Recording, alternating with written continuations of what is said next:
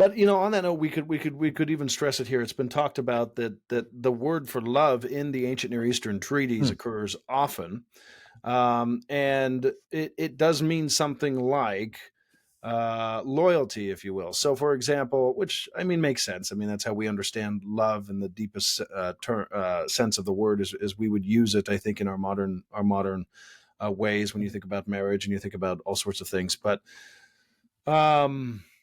you have at this particular core within the ancient Near Eastern treaties this word that means something like loyalty and faithfulness. So you'd have, just as an example, you might have a Hittite king who comes to his vassal in the land of Canaan.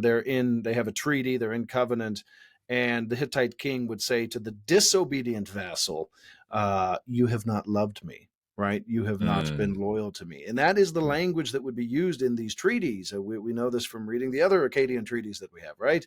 Or the other Hittite treaties or documents that we have from the ancient Near East. And what you find is right here. You shall love the Lord your God with all your heart, soul, mind, and strength, right? So you should be loyal to him. Even Jesus will say it. If you love me, you'll keep my commandments, right? Jesus will say the same thing. Exactly. So he'll take the same understanding from this ancient text and really amplify it for his own generation and what it actually is referring to, what it really means. So anyways, on that note, I think what I'm saying with that is it is important that we understand the historical aspect of these texts, understand the structure, why it was maybe structured in that particular way. But it does matter for the very words that we have. Like, we need to get to interpretation, and the only way to do that is to understand time and to understand history and to look at the way words are being used in those contexts in order for us to be able to interpret it correctly. So you're absolutely right with regard to interpretation. We're not suggesting that it is like a pizza and it just showed up in the way that it does, or it is unimportant. No, rather, why do we have longer curses, and why is that similar to the Neo-Assyrian Esser hard on vassal treaties, right? These sorts of questions that you would have. So, yeah, that's so good. So I guess if there's just one takeaway, and I had to really simplify it about what we're saying in this historical section is if you want to say Deuteronomy is a book, right? A book of the Bible. Yeah.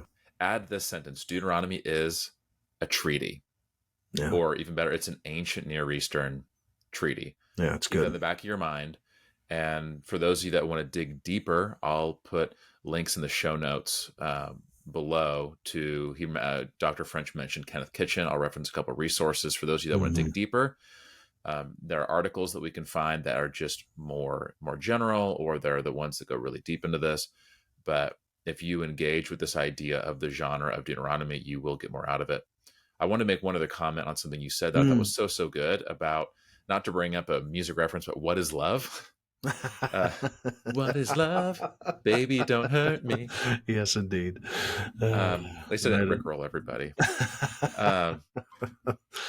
But I think it's so helpful when you mention the way that the word love is used in these other ancient Near Eastern treaties. The more times we see that come up in a concrete social interaction, we see, I understand what's going on. You didn't love me. This idea is you weren't loyal to me. Yeah. And I think that idea is so helpful for understanding Deuteronomy and understanding the nature of our relationship with God. Because again, Deuteronomy 6:5, and you will love the Lord your God. So what does this look like? Again, what is love? Not to be a philosopher or a bad singer, but I think it's really clarifying to understand that any idea of love that is not including loyalty is not getting the whole picture. That's As right. Jesus said, if you love me, you'll keep my commands. Yeah. That this means that love really does involve action. Action that is rooted in faithfulness, and it's type of action where we are doing things to preserve that relationship, so that relationship will thrive. Things for that other person that are good, things that they desire, things that they want. So anyway, I'm really glad you brought that up. Yeah, no, it's very good. Very good.